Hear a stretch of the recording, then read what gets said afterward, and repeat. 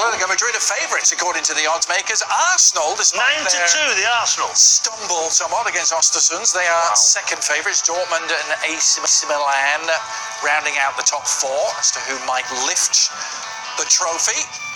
So let me ask you, as a former Arsenal man, Mr. Paul Mariner, are Arsenal deserving of that position? Absolutely. Second favourites? Absolutely not. That side that he put out tonight was absolutely dreadful. It was not good, was it? Well, was it a back three or a back four? Because they didn't know, and we certainly didn't know. They were absolutely atrocious. They were dropping off. There was no cohesion.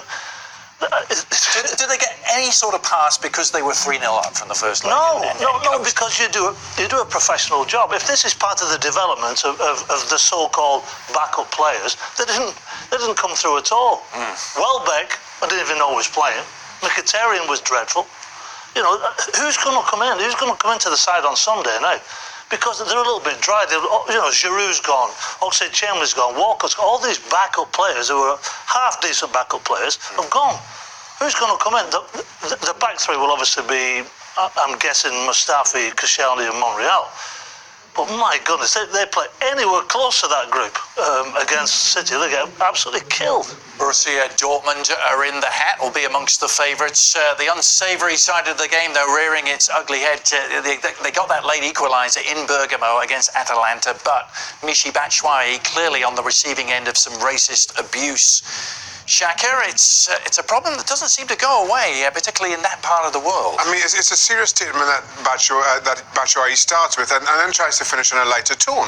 I think there's a bigger picture here and a bigger message. FIFA come out and say zero tolerance towards racism in the game, empowers referees to stop games or at least move players into these stands until things quieten down to take some kind of significant action. Yet still, nothing is being done. Now, if FIFA are serious about their initiatives, they have to be asking questions of the referees as to why nothing was done, and then punishing those referees if they don't take that initiative. Because if things continue as they are, it's not, the game is playing no part in its progress. As a matter of fact, it's keeping things back, and somebody needs to answer for these incidents.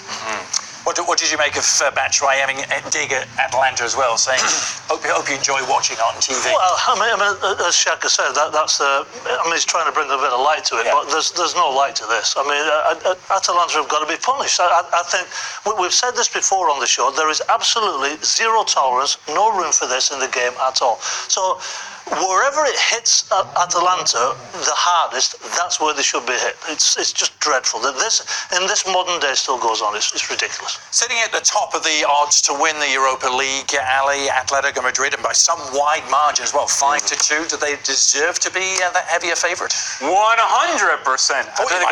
Atletico Madrid continues to get stronger, continues to get better. They have been better in La Liga, far more consistent with their performances. Griezmann playing better nowadays. The structure of the team is far more solid than what it was at the beginning of the year. That saw them being bounced out of Champions League. Now Simeone has got this team playing well, and I think their purpose is to win Europa League. That's it. That's what they got going on for them. Some people will say, well, maybe they can make a race of La Liga.